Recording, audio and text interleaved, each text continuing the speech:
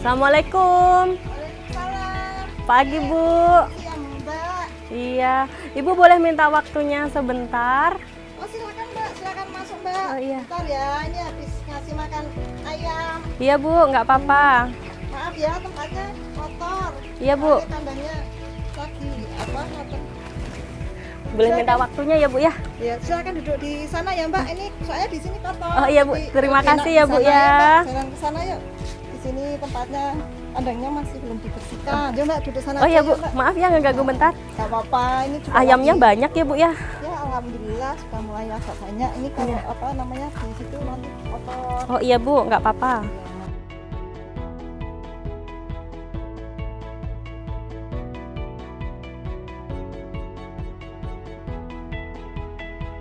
Mbak, silakan duduk, Mbak. Oh iya. Maaf ya, Terima kasih, Bu. tempatnya kotor. Iya, Namanya nggak apa-apa, Bu. di kandang ayam sih, jadi ya beginilah. Nggak apa-apa kok, Bu. Saya juga udah terbiasa dengan usaha peternakan seperti ini. Kebetulan kan tetangga saya juga ada yang punya peternakan bebek. Usaha lancar, Bu. Alhamdulillah lancar, Mbak. Pastikan ibu nasabah sudah merasa nyaman. Lanjutkan dengan proses survei dan wawancara sebagaimana biasa. Setelah informasi umum pada lembar survei wawancara dan analisis pembiayaan sudah terisi dengan lengkap, lanjutkan proses analisis omset. Pastikan seluruh informasi di LSWAP tergali dalam proses survei dan wawancara, antara lain informasi data nasabah,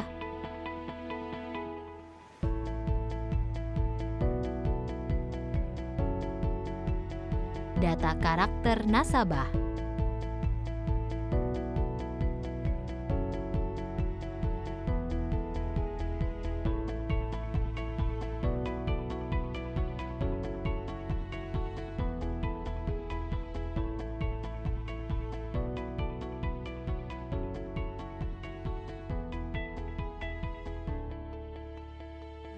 Oh ya, Bu, saya boleh tanya-tanya dikit tentang usahanya. Ibu rencana pengen pengajuan berapa? Saya pengennya ngambil 15, Mbak. Nah, rencana saya itu kalau 15 kan saya pengen kayak tetangga yang depan rumah itu. Iya, iya. Itu kayaknya dia ayamnya bisa banyak. Nah, saya itu kan baru punya 2 kandang. Nah, maksud saya itu kalau misalkan dari 15 juta itu saya bisa buat tambah 1 kandang lagi, kan saya bisa, usaha saya bisa jadi agak besar. Selama ini saya kira masih kurang kalau menurut saya. Terus Ibu, ini usahanya udah jalan berapa lama? Kayaknya itu dari sejak saya menikah tahun 2000 ya, Bu. Tahun 2000 itu saya menikah, terus setahun kemudian saya sama suami saya kan melihat nih, kita kan di desa, karena di desa itu tanahnya agak luas, jadi kita melihat kayaknya kalau mau ternak ayam, kita untungnya kayaknya lihatnya lebih banyak. Kalau lihat gitu. juga Iya, lihat tetangga kayaknya kok Iya. sukses nih. Nah, makanya terus kita itu terus mulai dari itu tahun 2000, berarti 2001 ya, Mbak, dari Iya. setahun saya menikah ya. Benar, Itu baru 2001. kita terus buat Kandang ayam ini. Iya. Terus ini kalau bibit sama pakannya, Ibu dapatnya dari mana atau belinya di mana, Bu? Oh, enggak beli kita. Terus dari mana, Bu? Jadi dari bos. Oh, dari bos. Maksudnya itu gini loh. Heeh. Kan kita itu menyediakan, kita punya kandang. Heeh. Nah, dari kandang itu semua dari bibitnya, bibit ayamnya, terus dari vitaminnya, obatnya, pakannya, semua itu sudah disediakan sama Oh, bos. berarti sistemnya kayak kerjasama atau kemitraan seperti itu ya, Bu, ya, sama bos? Iya, benar, ya. benar. Oh, begitu ya, Bu ya. Berarti usaha ini dikelola sendiri oleh suami atau gimana, Bu? Sama suami ya, Mbak. Soalnya kalau 2 kandang itu kan kalau saya sendiri kewalahan. Oh, gitu. Saya kan kandangnya kan kalau 2 kan harus ngebersihkan, harus membuangi kotorannya. Itu aja juga suami juga ada 1 keponakan juga yang membantu. Oh, jadi nggak bisa gitu. sendiri. Kalau untuk usia ayam-ayamnya ini, untuk siap panen kira-kira berapa hari ya, Bu? 35 hari, Mbak. Berarti lebih dari sebulan dong ya, Bu ya, sekali panennya? Ya, memang iya, kalau sebelumnya sih memang ada yang 30 hari nih. Cuman kalau 30 hari itu kebetulan pernah saya sih sampai 30 hari. Nah, karena 30 hari waktu dulu itu bibitnya nggak bagus, jadi juga hasilnya juga nggak begitu bagus, jadi jelek gitu. Maksud Ibu kondisi ayam yang kurang bagus gimana ya? Oh, itu maksudnya itu gini loh Mbak, bibit ayamnya itu kan jelek nih, nggak bagus dari awalnya. Jadi masa pertumbuhannya itu jadi nggak normal. Jadi juga hasilnya itu nggak bisa segemuk kalau kita bibitnya bagus dari awal. Oh, berarti semua usaha seperti ini waktu untuk dari pertama kali hingga panen pasti memakan lebih dari 30 hari kalender ya Bu ya? Iya, iya. Lalu dari persiapan kandang hingga diisi bibit ayam hingga panen dan sampai kandang siap untuk diisi lagi kira-kira berapa lama Bu itu? Kayaknya kalau itu kan dari tanggal 42 Mbak. 42. Nah, jadi gini ya, kalau ayam itu dari kita dibawa ke juragan, itu kan otomatis kandangnya kosong nih. Iya. Nah, kalau kandangnya kosong, itu suami saya dibantu sama keponakan, itu membersihkan kandangnya. Kotoran-kotorannya itu diambilin semua, dibawa ke sawah.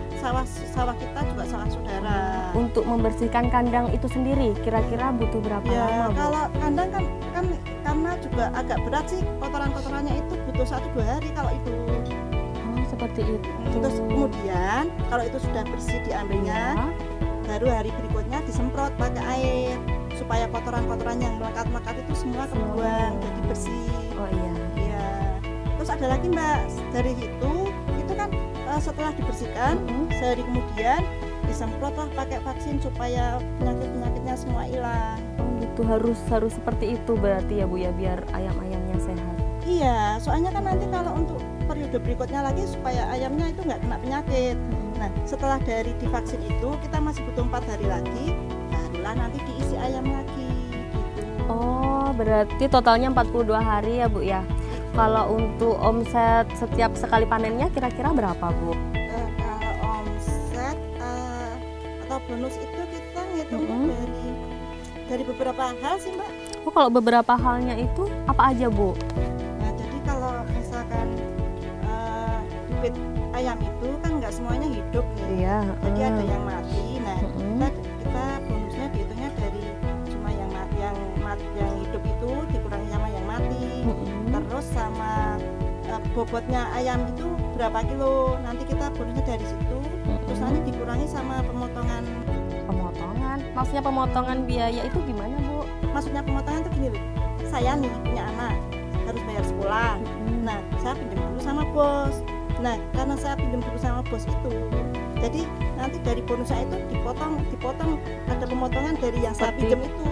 Oh gitu, kayak Ibu pinjam uang dulu nih ke bos, ada kebutuhan rumah tangga, terus nanti setelah dihitung-hitung tinggal sisanya berapa dikasihkan ke Ibu, seperti itu ya. Iya. Terus selain itu Ibu perlu belanja lagi tidak? Kayaknya enggak sih Mbak, cuma paling gas ya, paling beli gas paling Mbak. Setelah mendapatkan gambaran usaha nasabah, simpulkan poin penting.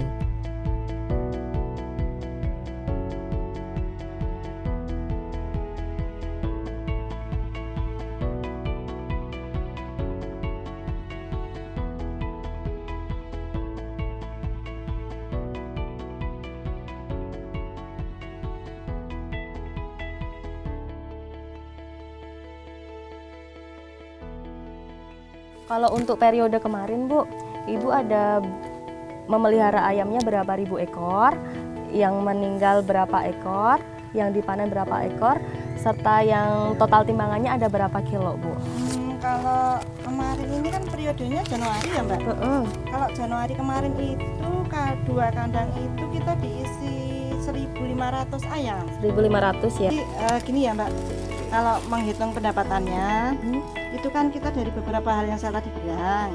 Jadi ngitungnya kan dari ayam yang kita kemarin isi itu kan 1.500 nih, matinya kan 75. Jadi kan sisanya tinggal 1.425 ya? Iya. Itu nanti setiap satu ekor saya dapat 1.000 nih. Oh iya, ya. 1.000. Jadi 1.425 kali 1.000 ya Mbak? Iya. Ya. Terus kemudian dari yang bobot ayamnya kan satu ayam itu rata-rata bobotnya 1,6 nih. Nah 1,6 itu nanti dikalikan sama ayam yang masih hidup. Tadi berapa tadi? 1.425. Kalikan 1,6. Nah nanti bobotnya itu kan jadi ketemunya berapa, sekitar mungkin 2000 lebih lah. Berapa kilo jadinya? Terus Nah, nanti dikalikan apa lagi Nah Bu itu? dari 2000 lebih itu nanti kan kita lihat nih harga ayam sekarang. Kalau pas kemarin periode Januari kemarin itu harga ayamnya 1 kilonya 25.000 Mbak. Jadi 25.000 dikalikan tadi bobot ayamnya yang 1425 kali 1,6, terus dikalikan 25.000 nih. Nanti ketemunya itu saya dapatnya 10%-nya dari itu. Oh, dari 10% dari totalnya semua ya Bu ya berarti? Ya kalau hitung-hitungannya nanti tolong dihitung ya Mbak. Oh iya. Pokoknya seperti itulah. Iya nggak apa-apa ya Bu ya. Jadi saya dapatnya itu baru dikurangi pemotongan yang saya pinjam dari juragan. Oh iya, Ya. Yang Ibu bilang tadi ya. Ya buat anak saya sekolah. Setelah mendapatkan informasi panen, langsung catat di kertas catatan.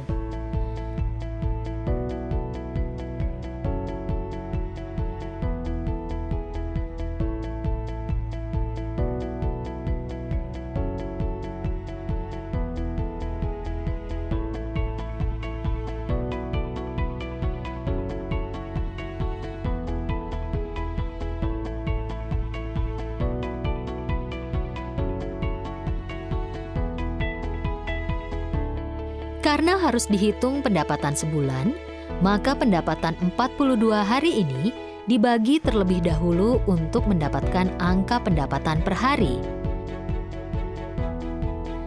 Saatnya membuat catatan kesimpulan.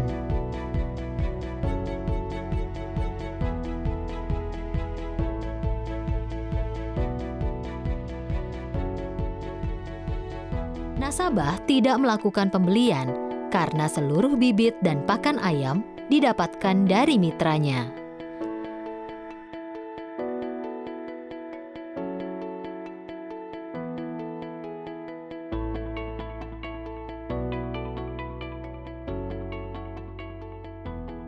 Oh ya Bu, tadi Ibu cerita beli gas setiap bulan ya. Selain itu, untuk pengeluaran operasional selama masa proses pembesaran ayam ini apa aja Bu? Kayaknya nggak ada lagi, cuma gas itu aja. Sebulan 20 tahun. Kalau untuk harga gas 3 kiloan itu di sini berapa ya Bu? Kalau harga sekarang per tabungnya 20.000 Mbak. Ada lagi Bu pengeluarannya? Kalau pengeluaran yang lain tuh ada nih Mbak, apa buat rempah-rempah sama jamunya ayam nih, itu biasanya sekitar 100.000. Terus kalau buat kadang kan masih ada yang lain-lain juga, itu 200.000 Mbak. Ada lagi Bu? Sudah. Untuk keponakan yang bantu Ibu dikasih berapa ya Bu? Uang jajan buat keponakan ya, itu kan dia bantu bersihkan kandang nih sama buat angkat-angkat kotoran kandangnya. Itu sekali panen dia dikasihnya 500.000 Mbak. 500.000 ya. Iya. Kalau untuk listrik Bu, ini jadi satu atau terpisah dengan rumah Ibu nih? Dan kira-kira bayarnya berapa sebulannya? Kalau rekening yang kemarin itu masih jadi satu. Jadi biasanya itu kemarin 100.000 Mbak. 100.000. Rata-rata 100 lah. Memang rata-rata di sini ya. Karena 100 rumah ya. sama itu kan rekeningnya masih jadi satu. Berdasarkan informasi di atas, maka pengeluaran usaha dibagi atas pengeluaran per bulan dan pengeluaran per periode. Pengeluaran per bulan antara lain untuk gas dan listrik. Sementara pengeluaran usaha per periode antara lain untuk rempah-rempah, lainnya, dan gaji karyawan. Karena satu kali panen sebesar 42 hari, maka perlu kita cari tahu biaya pembelian untuk 1 bulan. Maka, total pengeluaran usaha selama 1 bulan adalah Rp983.333, dibulatkan ke atas menjadi Rp983.400.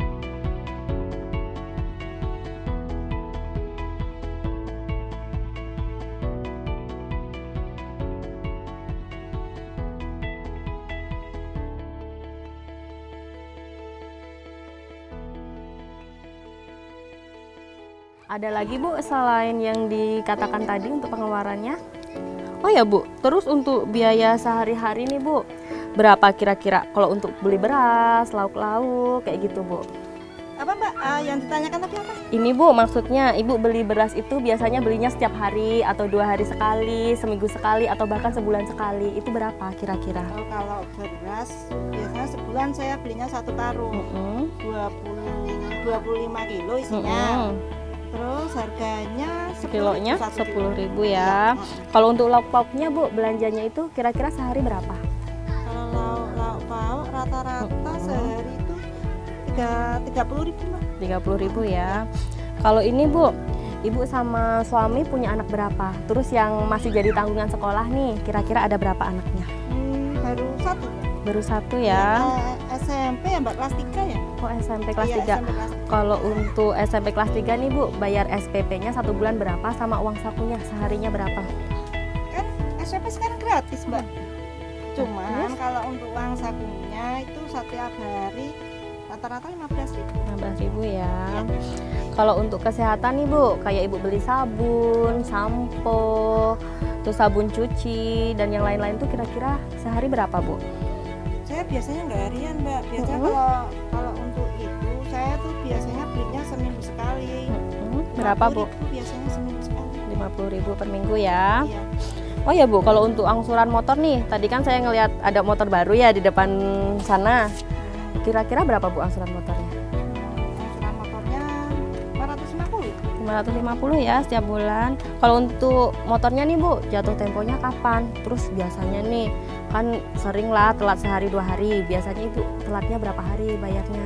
Terus kok misalnya telat kayak gitu tuh Bu, biasanya kena denda ya? Dendanya berapa biasanya? Kalau motor Mbak, saya itu sudah ngambil cicilan motor, sudah ngambil 2 kali nih Mbak. 2 kali ngambil ya. Kalau angsurannya itu alhamdulillah saya nggak pernah telat. Lancar berarti. Jadi kalau Mbak tanya denda, saya nggak tahu dendanya Oh berapa. iya, bagus dong ya Bu ya, berarti ya. Kalau untuk ini Bu, kan motor kan setiap hari pasti butuh bensin dong ya. Kalau untuk bensinnya biasanya ngisi berapa? Untuk berapa hari Bu? Kalau bensin ya paling kan buat nganter anak, buat nganter paling juga nggak kemana-mana sih, paling sehari 10.000 lah. 10.000 ya sehari ya. Rata-rata lah. Oh ya Bu, tadi kan saya ketemu sama teman-teman di Wisma nih. Nah katanya kan Ibu ikut PKK ya. Nah biasanya kalau ikut kumpul-kumpul PKK kayak gitu kan ada arisan nih ya. Biasanya kayak gitu. Terus untuk Ibu arisannya ada berapa? Malu Mbak, rasanya cuma 200.000. Gak apa-apa Bu, 200.000 ya. Iya. Itu setiap Tiap bulan. bulannya. Saatnya memuat catatan kesimpulan.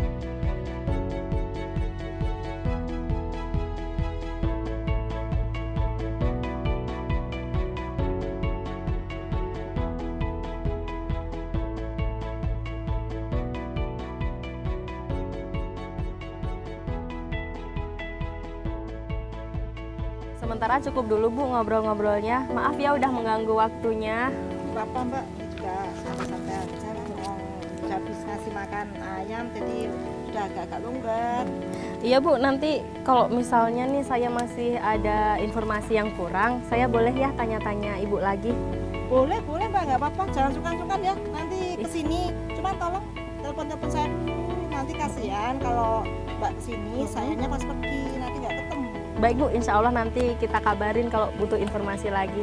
Ya udah Bu, terima kasih udah meluangkan waktu buat saya. Maaf mengganggu. Assalamualaikum ya Bu ya. Waalaikumsalam.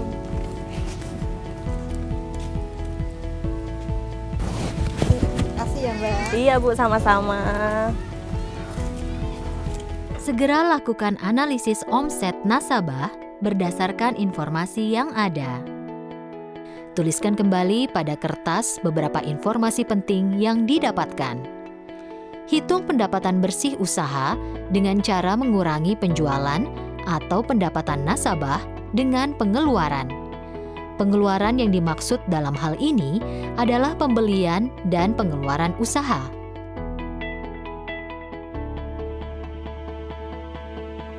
Cari angka angsuran yang bisa ditanggung nasabah dengan mengalihkan angka pendapatan bersih dengan 40% dikurangi dengan pinjaman di tempat lain. Setelah dikalikan dengan 40% dan dikurangi dengan pinjaman di tempat lain, bisa diketahui angka angsuran baru yang mampu dikeluarkan oleh ibu nasabah, yaitu Rp956.640 per bulan atau Rp478.320 per 2 minggu.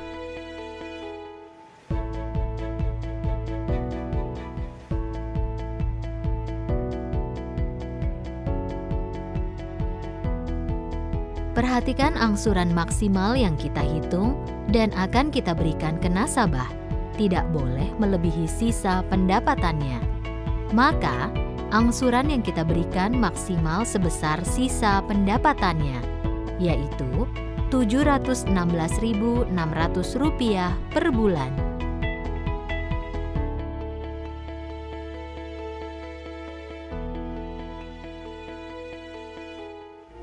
Berikutnya yang harus dilakukan adalah melihat tabel plafon dengan angsuran maksimal Rp358.300. Berdasarkan informasi dari tabel plafon, maka plafon yang bisa diberikan kepada nasabah adalah Rp11 juta dengan angsuran Rp352.000 selama 2 tahun.